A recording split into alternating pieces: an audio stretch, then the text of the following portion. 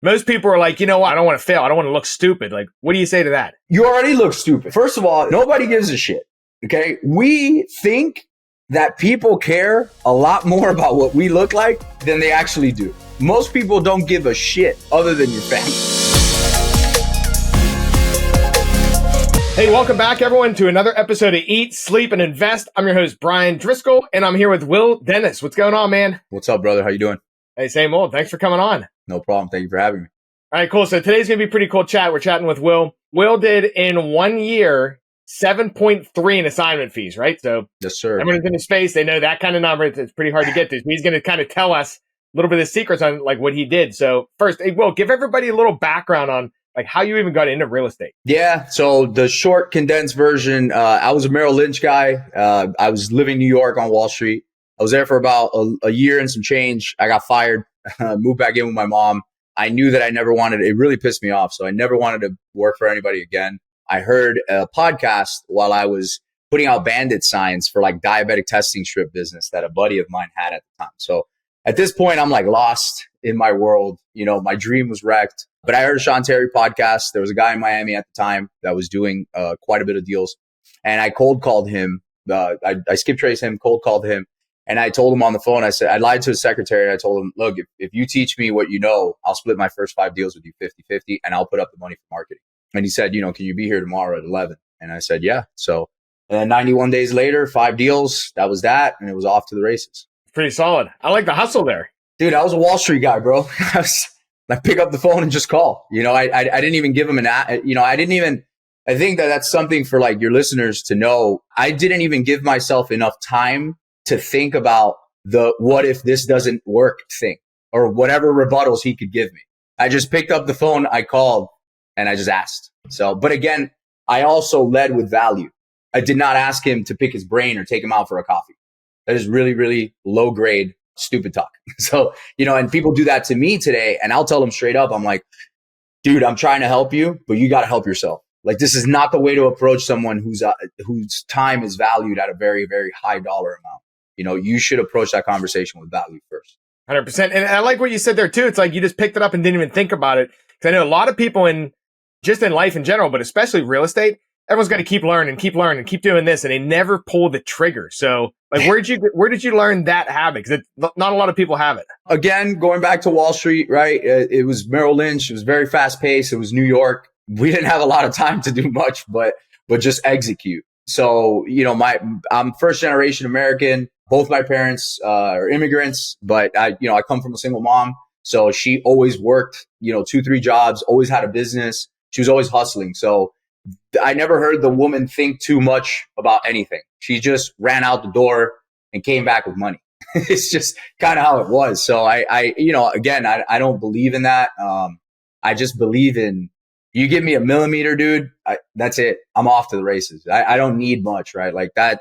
That's what I tell people. Like when I do have students, I tell them, they're like, oh, I just want to get all my ducks in a row. I'm like, dude, by the time that you're lining up your ducks, I've already shot 10 rounds and I probably hit 2 ducks. I don't care. It doesn't look pretty, doesn't look good. My scope wasn't clean. My rounds weren't clean. I just shot. You're going to succeed a lot more that way than thinking about so many things. The only thing that you should know going into any business, whether it's real estate or anything, is you don't know shit. So just start there. Admit it, know it. It's not going to look pretty. It's not going to sound pretty. It's not even going to be pretty, but just execute and you'll get so much further along. The most successful people that I know, even till this day, they just execute. They just execute. It's imperfect action and you just run through it. 10 rounds, you miss 8, you hit 2. Most people are like, you know what? I got to get my ducks in a row. I don't want to fail. I don't want to look stupid. Like, what do you say to that? You already look stupid. First of all, like, let's just start here. Nobody gives a shit. Okay. We think that people care a lot more about what we look like than they actually do. Most people don't give a shit other than your family. So that's number one. Number two, evaluate where you are right now. If you're broke, you're not having much going on in your life, brother, it doesn't get much lower than that. So I don't even know why you're vain. I don't even know what you have to be vain about. I was just more scared shitless of going back to work at corporate America or being broke for the rest of my life. So that took priority over, oh, I look silly. I don't give a shit what I look like. I care about the results. I cared about where I was going. And I always just had a big vision for it. Why, I have no idea. But I've always been the guy from the school of thought of like, if you're going to take a shot, you might as well take the game winning shot. You know, you might as well take that big rip. Just go for it anyway, right? Either way, it's going to work out or it's not. Yeah, I like that too, because it all comes down to mindset. It's like, okay, and I think like, especially you working in this stock brokerage, stuff like that too, even calling people, like eventually you become numb to the nose. Like you just have to do things and then you fail and then it's like, okay, this isn't bad. You're numb. It's not bad because everyone, and you know, again, that parlayed over to real estate, right? Like when I started cold calling, I hate cold calling. Like for anybody listening right now, I used to shake, I used to shiver. Sometimes I used to throw up because I hated it so bad, but I hated being broke much more. So for me, it was like, first of all, I'm probably never going to see the person on the other end of that phone. Second of all, I'm never going to run into them ever again. So once the phone hangs up, you're on to the next call. And, you know, once I hit my first deal, I was like, holy shit, you can make 10 grand. I think what I made was 10 grand. So it was split 5-5, but it was 5 grand like within a calendar month. I had never made 5 grand clean like that in my life, let alone, holy crap, you can do this 5-10 times a month. Like you can see, I'm a numbers guy, obviously by the sign. I'm like, dude, these numbers are stupid. Like this is where it's at. And I get to control it. You know what I mean? So you called the guy like, hey, I'm going to split deals with you, all that kind of stuff. And you get the first deal in a month or how, like, what was that? No. So the first deal, if I recall correctly, actually my first deal ended up being a list pendants and it was a lawsuit, which sucked. That kind of took the wind out of my sails. But my first deal was my third appointment. I actually started off with direct mail. Not advisable for anyone listening right now, but at the time, this is 2017. That's what the guy taught me. It is what it is. I was mailing out. I was bankrolling on a Bank of America credit card that I had about a $30,000 limit on that card. And boy, did I use it. And I pretty much funded everything to the point where I couldn't even pay it back. But it is what got me started. So, my first deal, I think came in about 45 days to when like we actually put the ink to paper. And then it ended up being a lawsuit. Then a couple weeks after that, a seller called in. Her name was Fluker. I'll never forget that last name. She had 3 properties in the same area in South Florida. And we ended up buying all 3. I think we made like 30 grand total. It was like 10 grand a piece. One was fire damage. One was like really bad. And the other one was just in the hood with bad tenants. But again, like seeing the collapsing of time that you could do that in, and just seeing the opportunity and going out there, meeting the buyer. Like I was learning all this shit on the fly. You know, there was, even back then, it sounds like so long ago, but like 2017, there wasn't 30,000 podcasts on wholesaling or, you know, the Pace Morbies. I mean, he wasn't even a thing. Ryan Pineda is Sean Terry was around, but he wasn't as big online, right? So it was very limited scope of information. So, but again, I'm a big guy of executing. I just execute. Like I could hear a flawed thing on a podcast and I'd be like, all right, cool. I'm going to go mess this up, but I'm going to execute. And I think that OJT, the on the job training kind of thing, that's worth its weight in gold. And some of my best students and or employees that I've had over the years, they have that mentality where it's like, all right, don't worry, I got it. And they go, and then they go mess it up, but they go. And that initiative again, it's priceless. I agree with that too. I'm like a fan of jumping out of the airplane and building your parachute on the way down. Like, correct. Figure it out. Now, what do you do there too so like you got shiny object stuff that pops up all the time too. In your head, because it's really easy to implement stuff, but the hard part is you need to make the right decisions on what to implement quickly. Like, how do you figure that out? Like, how do I deal with making sure I'm not chasing a shiny object? Yeah, just be like, oh yeah, you know what? That sounds like it's good, but it's not where I'm at in my career right now. I'm going to skip that one. I'm just going to go here. Yeah. So I just go back to like core values, right? My core values. And then I also go back to the vertical that I'm in, which is wholesaling first, right? So does it feed into that? Is it going to be a distraction? How much of my time is it going to take? And is it something that I can scale? And if the answers are no to any of those, then I'm out. And you know, of course, like it sounds so cute and easy here, but it's a lot easier said than done. But that's where the discipline comes in. I've chased shiny objects, right? Try to be a fix and flipper. And at this point, I was already wholesaling 50 homes a year. Why the hell would I want to do that? Well, it's because I heard about it and I thought that was the natural progression of wholesalers. It's like, oh, you got to be a flipper because you're not a badass until you're flipping these things, which was the stupidest thing ever. Because then I found out about how much harder a fix and flip business is and the cash conversion cycle, which sucks, right? In comparison to wholesaling. So, and the risk factor goes up tremendously. So again, I went back into wholesaling, scaled up 100 plus deals a year ever since. So again, it's just really, you got to know where your focus is at, and you have to really just, it is a hard conversation to have. And dude, trust me, I'm sure you do too. I get shiny objects thrown at me front, left, right, center. I mean, all the time. Learning how to say no is such a powerful, powerful tool. Yeah, it's basically, I look at it now, it's like, I got to tell 99% of people no when they bring stuff to me. Otherwise, you'll just be going down a rabbit hole, you know? But you got to be able to pinpoint that one gem out of that 99 too and be like, you know what? I'm taking action. Let's do it right now. Correct. And when you do identify it, rip your foot through the floor with the throttle. That's how I am, you know?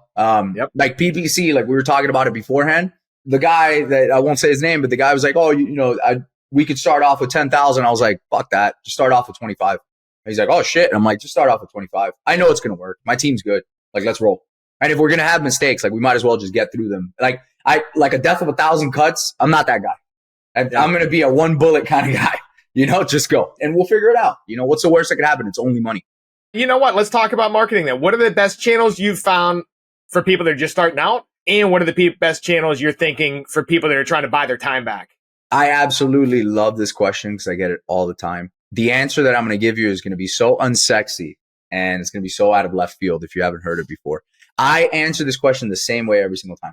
The best marketing channel, the best list, the best anything, starting out or otherwise, is consistency. It's the best one that I know. And people kind of look at me after the fact and they're like, what does that mean? I'm like, whatever it is that you pick is going to work. Just know that. The secondary question is the frequency that you do it at, how well you do it at, and how long you stick with it. Bandit signs still work. I know guys putting out 5,000 bandit signs a week. They're crushing it. Why? Because they're consistent. They put them out at the same time. They put out the same freaking message. They take the calls the same way. They handle the deals and they close it. I love that answer. Love that answer because you're right. Everything does work. Everything works and nothing works. Depends how you do it, Exactly. And people, dude, I just spoke at an event last week in South Florida and people were like, direct mail. What do you mean? I was like, yes, shitty looking postcards still work, but it's a 0.25% return on contact. And I'm like, because you're tracking the wrong metric. You should be tracking ROI. I don't give a shit if it's 1/1,000,000th of 1% of a contact rate. If I can make 50 grand, what the hell does it matter? You're tracking the wrong metric and you're listening to people more than likely that don't even know what the hell they're doing because they haven't actually done it. So anyway, let me not digress. But if you are just starting off, sweat equity is going to be your best friend. Okay. Let's just get that out of the way right now. If you think that you're going to come into this business with, broke, not knowing stuff, and you're not going to have to put in work, I suggest you go get a job at McDonald's. This is not for you. The entrepreneurship route is not going to be for you. And that's just not going to work. So cold calling more than likely would be the choice, the weapon of choice. If you're newer, if I had to start all over again, it's the fastest way to get to it. It's the most cost effective way. You can blanket entire areas to do it. And by the way, you're going to get so much of a mindset training because it is such a difficult thing to do. It's so uncomfortable. And you're going to be able to get a lot of reps in very quickly. And that's honestly what you're going for, especially the newer you are. You want to learn as fast as humanly possible. And the only other way to do that is how I did it. And it is still my recommendation to this day is partnering with somebody right out of the gate.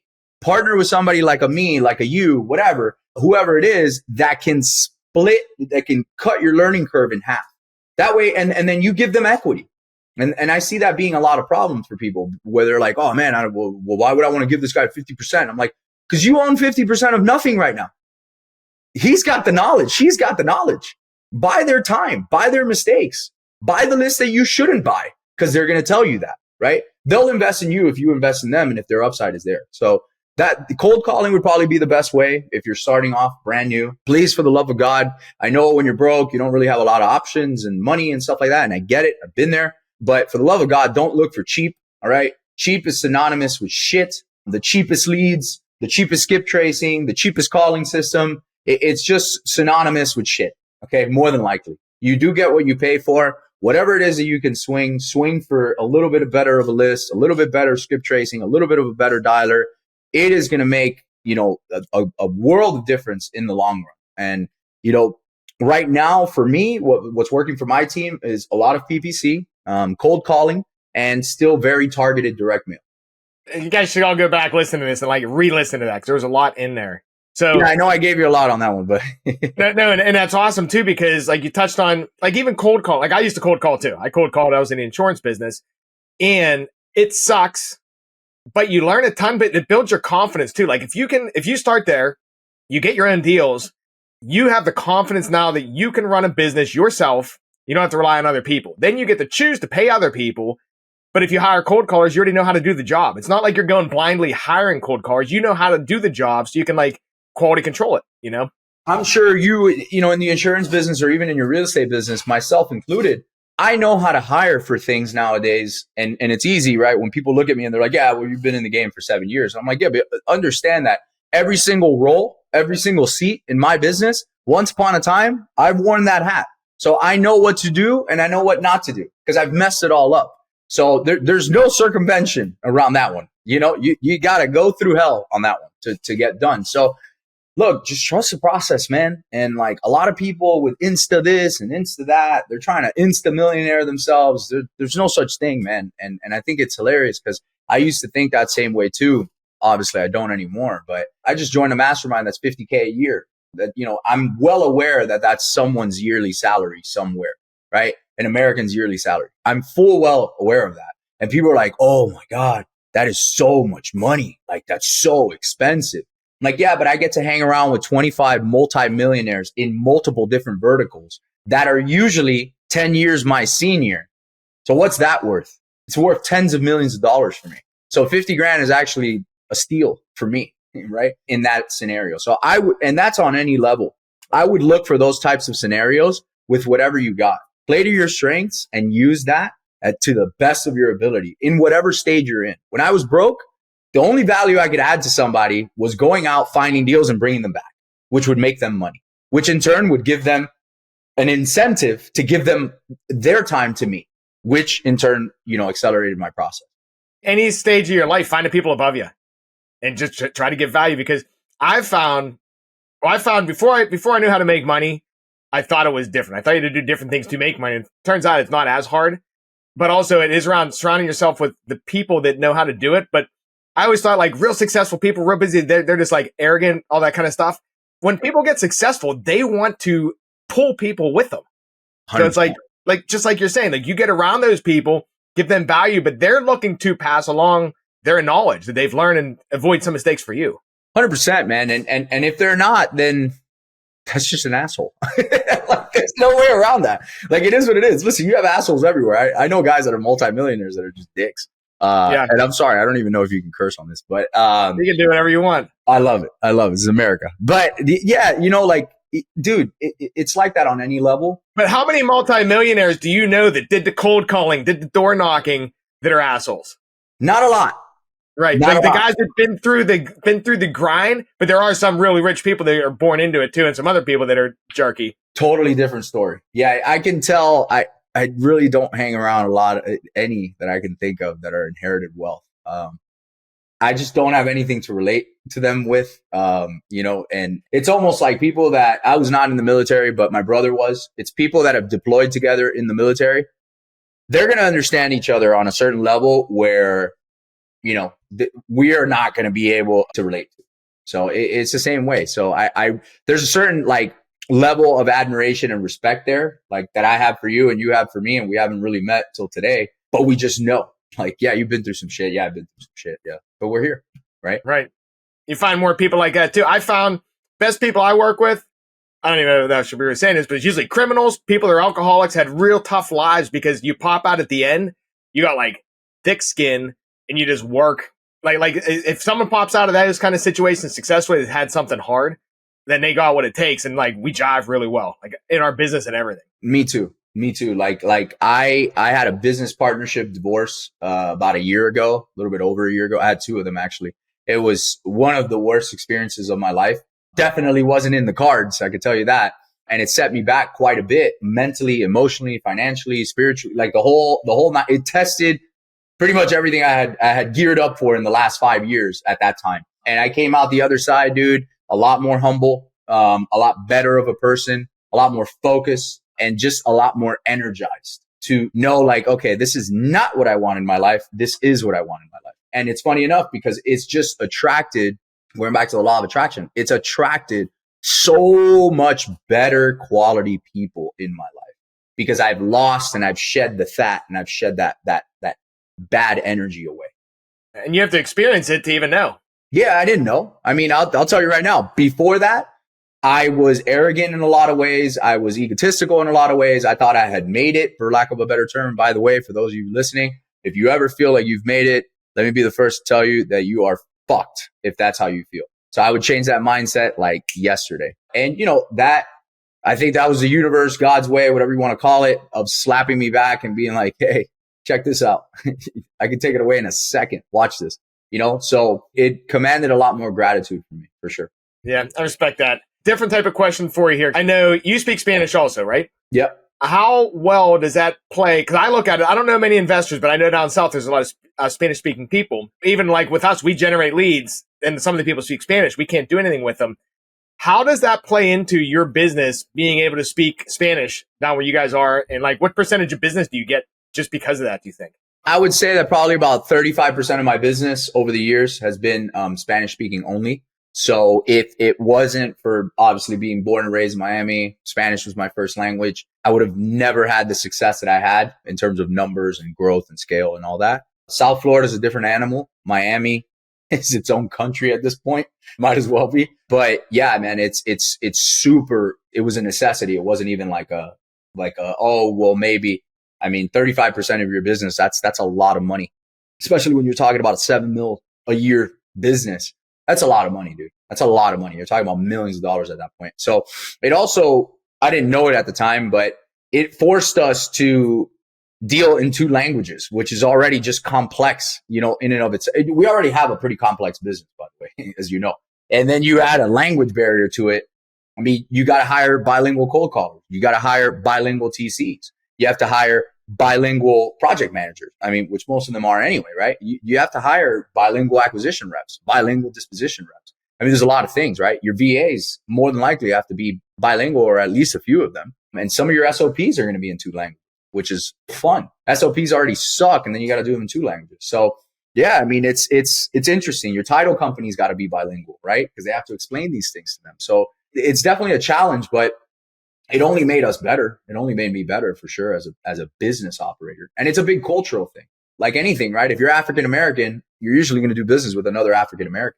If you're Hispanic, you're usually going to do business with another Hispanic, right? So it's tough from a cultural perspective. And that's why I think I've seen a lot of people come to South Florida and get crashed and burned coming from virtual markets. And they're crushing it in their own respective markets. But then they get down here and they're like, dude, I can't figure this shit out. I just don't understand. I'm like, it's not for you to understand. It's just what it is. It's tough.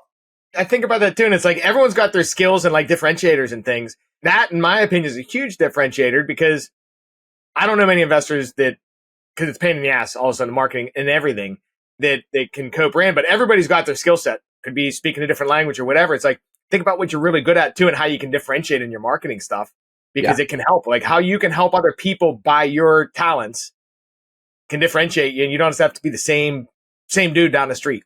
Yeah. I'll give you one example. One of the things I think I don't want to say I was the first one, but I'd venture to say I was probably one of the first ones that I've ever known to do. We were doing a lot of direct mail, like 150,000 to 200,000 pieces a month for years running. And I think I was one of the first ones to do double-sided direct mail postcards where one side was full Spanish, one side was full English with two different numbers that they could call. That was, I thought was really freaking cool, and it worked like a charm. And, even my buddy Todd Swaggerty that owns Yellow Letter HQ and Justin from Open Letter Marketing, they were like, dude, yeah, we could do that. Like it was something we created on the fly. Like it was like, yeah, I guess we could do that. I was like, look, I'll write the copy, right? I'll do it in Spanish so it sounds natural, but can we do this? And he's like, yeah, why not? We just print it on the other side. And I'm like, all right, cool. So we had to condense the postcard and put it all on one side. So it forces you as a business owner to think about things that the other business owner doesn't have to think about, because that's not a problem for them. That's not a challenge for them in Ohio, let's say, for example. Not taking anything away from Ohio, but again, it just forces you to ask different questions. It forces you to create different solutions, and you got to do it. And I think you just become sharper that way. What's your top book you recommend to people? Dude, Think and Grow Rich, man. Napoleon Hill. Yeah, I know a lot of people say it. I mean, Rich Dad Poor Dad, of course, is, a classic, but Think and Grow Rich really changed my whole frame of thinking in my life, because I was a corporate guy and I was a numbers guy. I was a finance guy. I never thought of money that way. I never even knew what the hell the law of attraction was, right? What's interesting is that book has been written, I think, 100 years ago at this point. It's crazy to think that the most successful, important minds and business titans of their time were using the term mastermind and were doing what they were doing. And they believed in the law of attraction, the ether and this and that, not to get super hokey pokey, but that was a book that my mind, I read it every single year, at least once a year, ongoing, because you change. So you always get a different message out of that literature. So yeah, that was a great book for just overall business mindset and everything. Yeah, I agree 100% on that book. That's awesome. Which one's your favorite? Think and Grow Rich, my number 1, and Richest Man in Babylon's number 2. You know what? That was going to be my number 3 for sure. Was it? I love that book. Yeah, bro. That book changed my life. When I read that book, I started making money. That's what it was. I started keeping money. Yeah, it's a big difference. Yeah. You realize, like, that book is so awesome, but like Arcad and all that, like within the book, like him, just, you flip the relationship with money. Like, money's a slave to you, not the other way around. And we've always been, I mean, at least me, immigrant mentality from my parents, like, oh, you gotta go work really, really hard for your money. And yes, that's true to a degree. And then after you do it, it's like, no, you gotta work smart for your money. The wealthiest people I know, they worked hard to get there to a certain wealth metric, but usually rich. But after that, it's all, okay, leverage, time collapsing, and flipping money on its head. Yep. Yeah, make it work for you. Yeah, you got to get to that tipping point, though. You got to hustle. It's like cold calling. You got to get your first couple deals to get the money, to be able to spend the money to try to have that multiply without using time anymore. Correct. And that's what, again, when you're starting off, your biggest strength that you have is your time, is sweat equity. That's it. Just admit it. It's where you are. And it's beautiful to be there. And just know that you're not going to be there forever. But if you can apply that diligently over a year and a half's time, dude, you'll never have to worry about money again. Like, that's a fact, And now, you and I can go out and make money anywhere, any place, anytime, with very limited resources, because we understand the game. Yep, love it. All right, so Will, what's the best place and how can people connect with you? So Instagram is my heaviest platform. So at willynumbers.com is my website. That's WILLY, and then just the word numbers. On Instagram, I'm usually the one that responds personally if it's a good message, let's just say. I put out a ton of content, man, in English and Spanish. So definitely Instagram. I'm on TikTok as well, but Instagram being the heaviest platform for sure. All right. And I know you work with investors too. Real quick, run through who's your avatar? Like, who's a really good person to reach out to if they wanted to get involved with like JV and working with you on deals? Like, what does that investor look like, and what's a good situation there? Yeah, so usually I'm not working with newbies. If you are a newbie, it's nothing against you personally. It's just, a time thing for me, and you need a lot of mindset stuff. So all my free content is for you. There's more than enough there to get you started. For God's sakes, I got started with a lot less. Usually someone who's done a deal or a couple deals is ideal, right?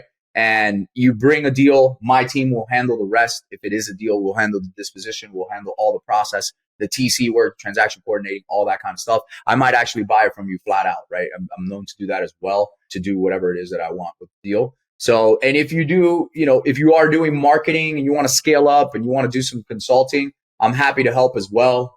You can shoot me a private DM and then we can talk about that. That's really the best avatar. And South Florida only, please. I don't do nothing against everybody, but I don't do this nationwide shit or statewide stuff. I focus on my backyard. If it's a deal, it's gone within a couple seconds. So that's the best way. All right, good stuff. So everybody, we're going to have his link and the contact info in the show notes also. Hey, Willy, thanks for coming on, man. This was a good time. I appreciate you having me, man. I really do. Thank you. Hey, everyone, thanks for listening. Until next time, get out there, crush it, close some more deals. See you guys.